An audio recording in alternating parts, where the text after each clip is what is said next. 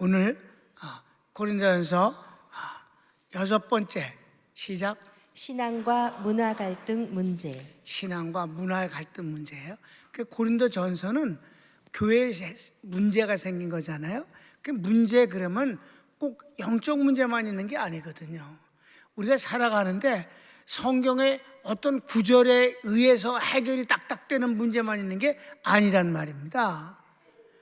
그러기 때문에 목사님들에게는 복음의 사람이 되어졌다는 말은 복음을 근거로 해서 하나님의 지혜를 주심으로 말미암아 모든 생활의 부분들을 이제 이렇게 해결해 나가는 거잖아요.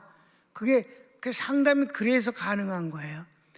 오늘 이 고린도 교회에서 있는 10가지 문제는 다 답이 있는 문제들이에요. 그러면 자, 서원을 읽읍시다. 복음은 남녀가 평등한데 여자가 머리에 탈릿이라는 수건을 쓰는 것은 복정의 표시이므로 하나님 앞에서 원리에 맞지 않으니 벗겠다 하여 문제가 됐습니다. 무슨 말인지 알죠? 예수님을 믿으니까 평등을 말씀하셔요. 차별이 없다. 차별이 없느니라. 구원은 차별이 없다. 이렇게 말씀하시니까 왜 여자가 이 탈릿을 써서 남자에게 복종한다는 그런 의미의 분위기를 만드느냐? 어찌 복종하고 누가 누구를 주관하느냐? 평등하니까 우리는 이거 벗겠다. 이래서 이제 문제가 생겼다는 거죠. 이건 뭐 금방 해결될 수 있는 문제입니다. 사도 바울이 잘 해결을 하고 있어요. 1번. 문화가 문제가 될 때 내용이 중요합니다. 이 말이 중요한 거예요. 내가 이 제목을 이게 쓰는 게 중요해요. 문화가 문제가 됐을 때 내용이 무엇인가를 분석하는 것이 중요하다는 말이에요. 그래서 내용이 뭐가 있나 봅시다. 1번. 문화는 크게 둘로 나뉘는데 종교가 만들어낸 문화가 있고 또 하나는 생활 환경에 적응하기 위해 만들어지거나 또는 습관, 유행도 있습니다. 종교가 만든 문화에는 이슬람 경우 생활 전반이 거의 종교의식이므로 받아들일 수 없습니다. 결혼, 음식, 의상 등. 이슬람은 문화와 종교가 구분이 안 돼요. 그냥 종교에서 모든 것을 다 주관해요. 옷도 그렇고 생활도 그렇고 심지어는 결혼마저도 그죠? 여자를 4명까지 아주 합법적으로 둘 수가 있어요. 그랬을 때 여자는 아내와 남편 사이에 동등함이 아니라 완전히 소유물로 전락하고 있는 거예요. 또 그걸 그러려네요. 이런 거는 종교가 아주 이단이기 때문에, 괴팍하기 때문에 생활도 그런 거기 때문에 그 문화를 받아들일 수가 없는 겁니다. 종교도 받아들일 수 없고 똑같은 문화도 받아들일 수 없는 게 이슬람권임을 아시기 바랍니다. 그래서 문화와 종교가 하나일 때는 우리가 받아들일 수 없는 것이다. 제사, 문화가 아니다. 그건 종교행위다. 그래서 제사, 우상 제물 먹는 문제는 단호하게 거절하는 이유를 우리가 길게 공부했습니다. 그렇죠? 8, 9, 10. 그러니까 그건 문화가 아니다. 종교행위다. 문화라고 하도 종교의 영향을 받아서 종교와 문화의 영역이 나뉘지 않는 것이라면 그것은 우리는 받아들일 수 없다 하는 거예요. 그 다음에 2번째. 불교의 경우 종교의 윤회설의 영향으로 식물 외에 생물을 먹지 않습니다. 이거는 너희들만 그러면 된다고 우리는 그런 거에 대해서 그렇게 비판하거나 막거나 그러지 않아요. 이미 불교인이니까. 불교인은 뭘 믿어요? 윤회를 한다. 영원히 죽지 않고 이렇게 하는데 어떤 놈은 이제 사람으로 살다가 다음 생엔 쥐로 태어나. 바퀴벌레로 태어난 놈은 진짜 재수없는 놈이야. 그것도 바퀴벌레로 또 한 사람 살다가 또 사람으로 태어났다가 그 다음에 또 딴 걸로 태어나고. 이거 말이야. 코믹하지도 않아. 이게 정말 말도 안 되는 소리야. 그지? 그렇기 때문에 자기가 어떤 짐승으로 태어날지 모르기 때문에 식물 외에는 어떤 생물을 먹지 않는다 하는 것이 바로 그네들의 종교 문화입니다. 이것도 종교 문화인데 우리는 그런 거를 참 이상하다, 쓸데없는 짓들을 하네, 이런 정도 선에서 그냥 바라보고 있다. 반대하거나 싸우지 않는다. 아멘? 우리 그냥 먹으면 되는 거지. 뭐 그네들이 이제 이 식물만 먹는다는 것 같고 뭐라고 욕하라 그러지 않아요. 또 중이 몰래 고기 먹는다 그거 갖고도 욕 안 해. 먹을 수도 있는 거지 뭐. 그렇게. 3번. 대한민국의 경우 조선의 유교 영향으로 남녀가 7세가 되면 함께 앉아 있을 수 없다 하여 초대교회 때 남녀 자리가 나누어지고 가운데 휘장으로 맞고 예배를 드렸습니다. 이건 종교하고는 상관없는 완전한 생활 습관에 대한 안의 규율이에요. 유교의 규율입니다. 남녀 7세 부동석 7살만 돼도 같이 앉지 않는다 하는 이 끔찍스러운 것을 만들어 놓고는 그거를 강요한다 이 말이에요. 출가 외인 이런 건 바로 유교의 그 더러운 잔재들입니다. 그거는 종교하고는 상관없으니까. 그런데 고린도 교회는 어떠했을까? 2번 고린도 교회의 경우 신앙과는 특별한 의미가 없고 여성이 외부의 얼굴을 드러내지 않는다는 의식에서 만들어진 문화로 봅니다. 이런 문화는 영원하지 않습니다. 여러분 고린도에서 여자들이 이렇게 수건을 쓰는 거는 이슬람은 수건을 쓰는 것이 종교의식이고요. 고린도 지역에서 쓰는 것은 그냥 생활 습관이에요. 여자가 이렇게 밖으로도 얼굴을 내놓지 않는다 하는 그런 보수적인 관습 때문에 그렇게 한 거거든. 여러분 한국은 안 했어? 한국 다 했어. 한국은 수건이 아니라 조고리로다가 이렇게 얼굴을 가리고 다녔지. 옛날에는 다 그랬었습니다. 그러니까 이거는 생활의 가치에서 나타나는 하나의 보수적인 의식 때문에 그런 거기 때문에 이 고린도 교인들이 수건을 쓰는 문제는 신앙적으로 그렇게 심각한 문제가 절대 아니다. 그러니까 어떻게 해야 되느냐? 2번. 사도 바울의 문화와 신앙 문제에서 그의 가치관은 비타협 포용의 원리입니다. 네, 비타협 포용의 원리. 비타협은 신앙 문제에 관한 한 타협하지 아니하고 NO 거절하고, 신앙 문제가 아닌 문화적 문제라는 걸 오케이 얼마든지 포용을 한다는 것이죠. 아멘. 그러니까 고린도 교회에서 여자들이 이 수건 쓰는 문제는 포용의 영역에 속한 것임을 알 수가 있는 것입니다. 그러나 포용에 속한 영역이지만 기독교인들이 이걸 벗어버리지 않은 것은 문제가 된다는 것이에요. 그걸 어떻게 풀어가는가 한번 보겠습니다. 그냥 쓰라는 거예요. 이걸 억지로 벗어버려서 그것을 좋게 여기는 문화 속에 있는 많은 사람들이, 기독교인들이 벗어버렸다, 괴상한 것들이네. 이래서 미움의 대상이 되면 복음 전함에 방해가 되지 않겠느냐. 신앙 문제가 아닌 순수한 문화 문제라면 그거를 일부러 거절하거나 싸우거나 벗어버리지 말라는 것이죠. 여기서 이제 사도 바울은 1번 뭐라고 그래? 이 점에서 바울은 내가 그리스도를 본받는 자 된 것 같이 너희는 나를 본받는 자 되라고 합니다. 날 본받아라. 그러니까 이미 우상제물 먹는 문제에 있어서 내가 고기를 먹기 때문에 그것 때문에 시험이 된다면 나 평생 고기를 안 먹을 수도 있다. 그러니까 그런 사람이 없으니까 고기를 먹는 거지. 그런 남을 배려하는 마음이라는 건 중요한 것이다. 그러니까 신앙적에서 철저하고 포용을 하면 또 아주 배려심이 커서 품고 하는 이런 걸 본받으라는 거지. 본받으라는 말 보면은 1번 동그라미 1번 본받는 자. 미메타이라고 하는 단어는 팔로미예요. 날 따라오라.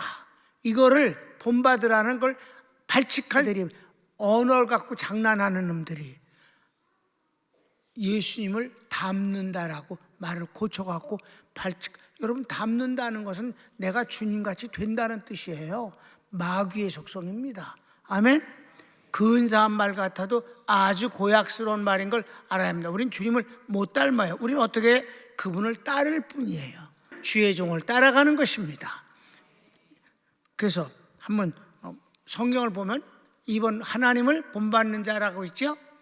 하나님을 본받는 자 되라. 성경을 읽을까요? 그러므로 사랑을 입은 자녀같이 너희는 하나님을 본받는 자가 되고. 아멘. 그 다음에 3번 우리와 주를 본받는 자 되라. 그러니까 우리라는 것은 이제 바울이 그 옆에 같이 하는 뭐 디모데, 디도 등등등 이 사도들의 이 주변의 인물들, 지도자들을 주님과 우리들을 본받으라, 지도자를 본받으라. 성경 봅시다. 또 너희는 많은 환난 가운데서 성령의 기쁨으로 도를 받아 우리와 주를 본받는 자가 되었으니. 아멘. 또 하나는 본이 되어지는 교회를 다른 새로 생겨진 교회들이 본받으라는 것입니다. 이건 정말 아주 조심스러운 거지만 그렇게 예루살렘 교회를 본받으라고 하는 때도 있습니다. 자, 4번 교회 데살로니가가 교회 예루살렘을 본받는 자 되라. 성경을 읽읍시다. 형제들아 너희가 그리스도 예수 안에서 유대에 있는 하나님의 교회들을 본받는 자 되었으니 저희가 유대인들에게 고난을 받음과 같이 너희도 너희 나라 사람들에게 동일한 것을 받았느니라. 아멘. 고난을 받을 때 어떻게 처신을 해야 되는 걸 예루살렘 교회 교인들을 본받으라. 절대 굴복하거나 타협하지 아니하고 그렇게 하나님을 섬기면서 핍박을 당하고 있다, 이런 걸 하는 거예요. 여러분, 세신년의 제자들이 누굴 본받으려고 길을 씁니까? 스승을 본받으려고 길을 쓰고, 그네들 교회가 전부 평강교회를 본받아서 평강교회같이 되고 싶은 것이 저희들이 간절한 기도일시다.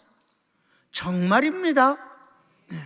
2번 문화가 종교의 내용으로 주님의 뜻과 거스를 때는 타협할 수 없고 다만 생활의 습관은 포용하는 것입니다. 고린도 교회를 칭찬합니다. 자, 2절을 읽읍시다. 너희가 모든 일에 나를 기억하고 또 내가 너희에게 전하여 준 대로 그 유전을 너희가 지킴으로 너희를 칭찬하노라. 여기서 유전이라는 말은 그냥 율법 자체가 아니라 말씀에 의한 지혜를 가지고 생활을 다스려 나간다, 잘하고 있다 하는 것을 칭찬한 것이에요. 이 수건 문제를 빼놓고 잘하고 있다. 3번, 큰 3번. 여자가 수건 쓰는 문제를 성경으로 풀어갑니다. 질서적인 면에서 성경으로 풀어가는 거예요. 동등하다고 그래서 질서가 무너지는 것을 하나님은 원치 않으셔요. 근본적으로는 동등하지만 질서는 있는 것이다. 믿습니까? 이걸 아주 사도 바울은 잘 하고 있다 이 말이에요. 가로치기 1번. 남자의 머리는 그리스도요 여자의 머리는 남자요 그리스도의 머리는 하나님이시라. 이게 성경에서 말씀하고 있는 규정이에요. 질서가 있다는 거예요. 성경 3절과 7절을 읽읍시다. 그러나 나는 너희가 알기를 원하노니 각 남자의 머리는 그리스도요 여자의 머리는 남자요 그리스도의 머리는 하나님이시라. 남자는 하나님의 형상과 영광이니 그 머리에 마땅히 쓰지 않거니와 여자는 남자의 영광이니라. 약간 어색하지만 마지막으로 그래도 썼으니까 소개를 한 거예요. 그 다음에 2번. 남자가 여자에게서 난 것이 아니요 여자가 남자에게서 났으며. 이건 창조에서 그래요. 먼저 아담을 창조했고 아담에게서 갈비뼈를 취해서 여자를 만들어 주었다 이 말입니다. 그러니까 남자가 먼저 하나님이 만드시지 않았느냐, 그 뒤 여자를 만들었다. 8절을 읽을까요? 남자가 여자에게서 난 것이 아니요 여자가 남자에게서 났으며. 그래. 창세기 어디 거기를 찾아가서 봅시다. 여호와 하나님이 아담을 깊이 잠들게 하시니 잠들매 그가 그 갈빗대 하나를 취하고 살로 대신 채우시고 여호와 하나님이 아담에게서 취하신 그 갈빗대로 여자를 만드시고 그를 아담에게로 이끌어 오시니 아담이 가로되 이는 내 뼈 중에 뼈요 살 중에 살이라. 이것을 남자에게서 취하였은즉 여자라 칭하리라 하니라. 아멘. 여기서 동등 문제를 따지는 게 아니라 질서적인 면에서 남자를 먼저 창조하셨다는 것이고, 3번은 남자가 여자를 위해 지음받은 것이 아니고 여자가 남자를 위하여 지음을 받았습니다. 그래서 아담을 먼저 창조하시고 아담이 혼자 사는 것이 하나님 보시기에 안쓰러워서 여자를 만들어 부부가 되게 하셨다 이 말이에요. 남자를 위해서 여자를 창조하셨다는 것이 바로 하나님의 마음입니다. 자, 성경을 읽읍시다. 또 남자가 여자를 위하여 지음을 받지 아니하고 여자가 남자를 위하여 지음을 받은 것이니 이러므로 여자는 천사들을 인하여 권세 아래 있는 표를 그 머리 위에 둘지니라. 그런 표시로 그렇게 할 수 있다는 거예요. 약간의 순종과 복종의 표시로. 그럼 성경을 한번 찾아가 볼까요? 창세기 여호와 하나님이 가라사대 사람을 독처하는 것이 좋지 못하니 내가 그를 위하여 돕는 배필을 지으리라 하시니라. 아담이 모든 육축과 공중의 새와 들의 모든 짐승에게 이름을 주니라. 아담이 돕는 배필이 없으므로. 아멘. 아담이 돕는 배필이 없어서 갈뼈를 취해서 하를 만들었다. 여기서도 그 질서적인 면에서 모든 이름을 하나님이 지으신 사람에게 창조에 참여해 주셨어요. 만드시기는 주님이 만드시고 모든 동물이나 모든 식물들의 이름은 아담이 짓도록 허락해 주셨어요. 하나님이 이런 분이에요. 그게 바로 하와가 아니라 아담이었다. 질서적인 면에서 먼저 부른 것이 남자였다. 그런 면에서 이거는 평등 문제를 다루는 게 아니라 질서적인 면에서 먼저였다. 이해되십니까? 이거에 대해서는 이의를 댈 사람이 없잖아요. 내가 그래서 이걸 만들면서 그냥 고린도전서만 하지 아니하고 창세기 현장을 뒤져서 여러분에게 소개를 한 거니까 이해되셨죠? 뭐 기분 나쁠 거 없잖아. 하나님이 그렇게 하셨어요. 그런데 제일 큰 4번. 그러나 더 크고 근본적인 복음은 남자와 여자가 동등하다고 선언하십니다. 그럼 동등면에서는 차별이 없고 아주 같다. 남자가 먼저 태어났다 할지라도 그 뒤 남자들은 다 여자에게서 났다. 뭐 이런 말씀을 한다 이 말이에요. 성경을 읽읍시다. 그러나 주 안에는 남자 없이 여자만 있지 않고 여자 없이 남자만 있지 아니하니라. 여자가 남자에게서 난 것 같이 남자도 여자로 말미암아 났으나 모든 것이 하나님에게서 났느니라. 그래. 하나님 안에서는 다 똑같다. 그런 어떤 존재에 귀하고 초남이 없다. 절대 인간들은 초원하고 귀하게 만들어. 하나님은 질서적인 면에서 먼저와 나중에 있을 뿐이고 근본적으로는 하나님 안에서는 똑같다. 다 귀하다. 이렇게 선언하신다 이 말입니다. 복음은 참 우리에게 자유를 주시는 거예요. 진리를 알지니 진리가 너희를 자유케 하리라. 그래서 5번 남자 우위의 사회 질서 문화도 시간과 환경에 따라 변합니다. 자, 한국의 이 유교라는 더러운 이 종교도 아닌 이 하나의 생활 습관이지 이것도 세월이 지나면 다 변한다 이 말이지요. 그래서 많이 한국도 변했잖아. 그렇지? 가로치기 1번. 교회에서 직분도 동등하게 맡깁니다. 안수집사, 권사, 장로, 목사, 선교사 등. 여러분 지금도 우리 기독교에서 특별히 장로교에서 보수라는 곳은 여자 목사 안 세웁니다. 그러니까 여자 목사를 안 세우니까 선교사도 세울 수가 없는 거예요. 말도 안 되는 겁니다. 그런데 좀 약간 진보라고 하는 감리교는 옛날부터 여자 장로를 세웠고 여자 목사도 세우고 있습니다. 우리 교회가 속해 있는 것은 백석이라는 교단입니다. 거긴 여자 목사 세웁니다. 아니 여자 목사님이 거기 걸맞는 일을 하면 되는 거지. 직분 자체를 차별해서는 안 된다는 생각이 내 생각입니다. 나는 찬송하고 하는 입장이에요. 여자라서 왜 목사가 될 수 없느냐? 여자라서 왜 장로가 될 수 없느냐? 다 될 수 있는 직분은 절대 차별을 둬서는 안 된다. 뭐든지 할 수 있는 거다. 아멘. 우리 교회는 중학생도 대표기도 하잖아. 이런 교회 대한민국에 없어. 진짜예요. 그러니까 복음주의라서 인본주의는 거절하지만 주 안에서 동등한 모습으로 주님을 섬기는 데는 지장을 받아서는 안 된다. 그렇습니다. 잘 할 수 있는 사람이 일을 맡는 건 당연한 일이다. 그렇습니다. 그래서 이 가르치기 2번, 예배위원도 차별 없이 섬깁니다. 이건 우리 평강교회 얘기를 하는 거예요. 조금 아까 얘기했잖아요. 누구든지 다 이렇게 섬긴다. 하나님을 섬긴다. 그러니까 이 장로교 보수 그런 데는 여자가 대표기도 안 시켜. 여자이기 때문에 안 시킨다는 거예요. 6번, 비타협에 들지 않는 문화를 성도가 싫다고 거절하면 그 문화를 옳게 여기는 많은 사람들에게 기독교가 미움의 대상이 됩니다. 복음을 전하는데 걸림돌이 돼서는 안 됩니다. 포용이 중요합니다. 네. 우리나라 예를 듭시다. 남녀 7세 부동석이라는 문화가 있을 때 그러지 않아도 교회를 연애당이라고 말하는데 그냥 막 섞어서 앉아서 예배를 드리는 거 보면 믿지 않는 놈들이 그걸 보고는 아이고 망치해라 하면서 진짜 해괴하네 교회가. 아니 남자 여자들이 남의 마누라 옆에 나란히 앉아갖고 노래를 부르고들 그래. 이거 문제가 생길 수 있다 이 말이에요. 그러니까 한국에 온 선교사님들이 와서 보고 문화를 딱 캐치를 한 거야.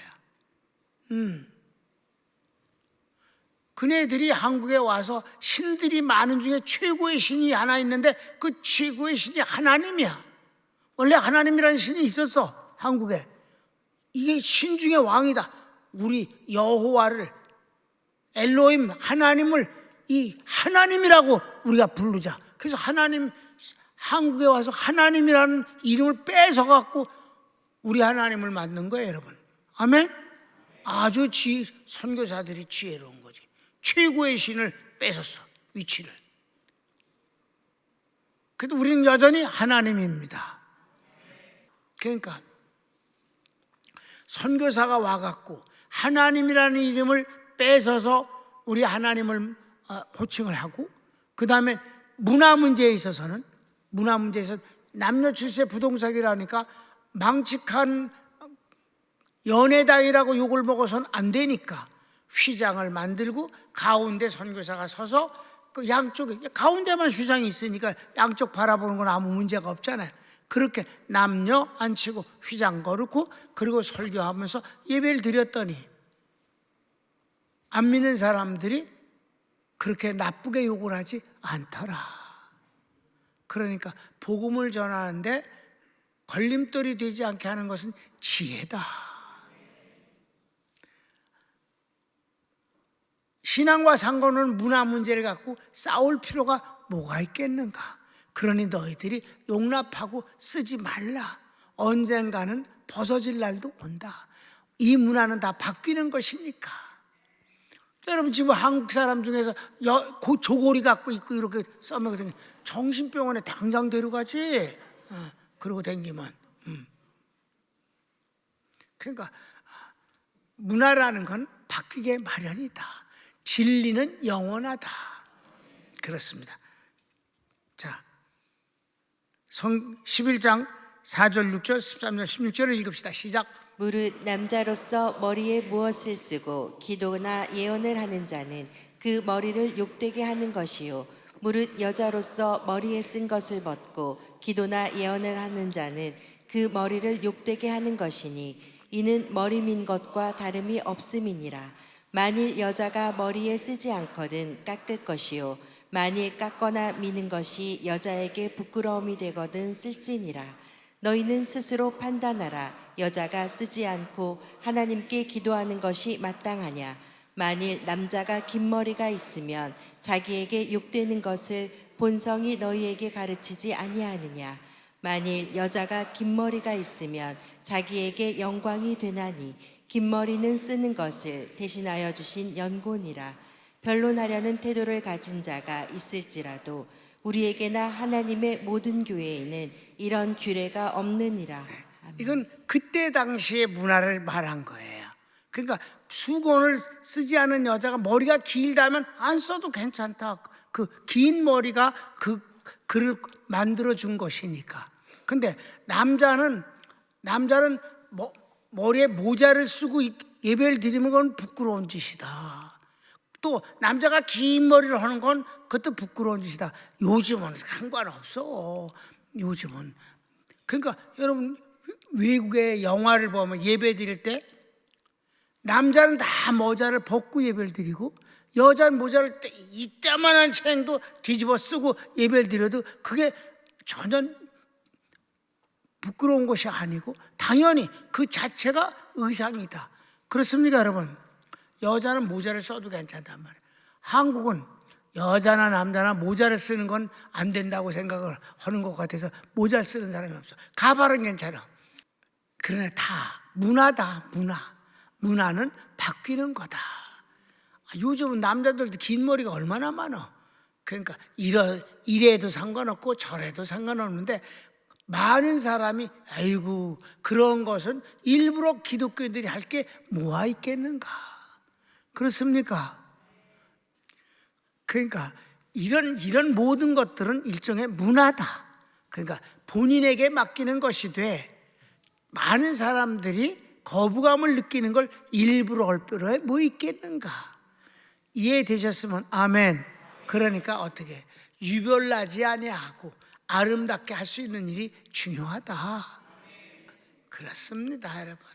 우리 교인들은 이런 거 일일이 안 가르쳐줘도 알아서들 다 잘해.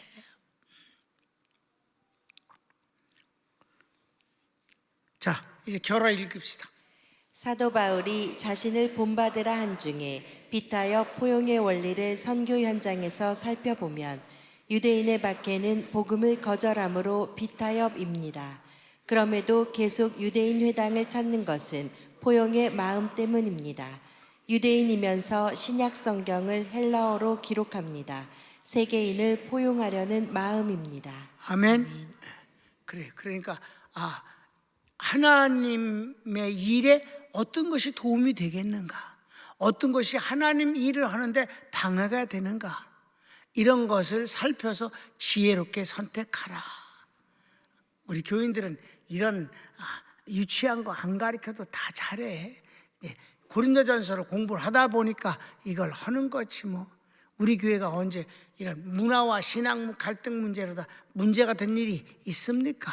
그런 거 없이 오늘날까지 평안하게 아주 수준 높게 우아하고 근사하게 잘 살아왔습니다. 여러분 그렇게 살아가면 되는 것입니다. 손을 모읍시다. 사랑하는 주님, 신앙과 문화의 갈등 문제를 살폈습니다. 하나님, 신앙 문제에 관한 한은 우린 타협하지 않습니다. 그러나 신앙과 관계되어 없는 생활 문제라든가 습관이나 유행 같은 것은 그저 거부감이 없는 데서 우리가 활용할 수 있고 적응할 수 있기를 원하며 무엇이든지 간에 한 사람들에게 거부감을 느끼는 일은 하지 않는 것이 좋은 일이라고 믿습니다. 이것이 바로 하나님 일을 하는데 일부러 짐을 만들거나 문제를 일으키지 않기 때문입니다. 주님, 말씀의 지혜와 성령의 인도하심은 우리를 그렇게 만들어 주십니다. 주님의 이름으로 축복합니다. 아멘.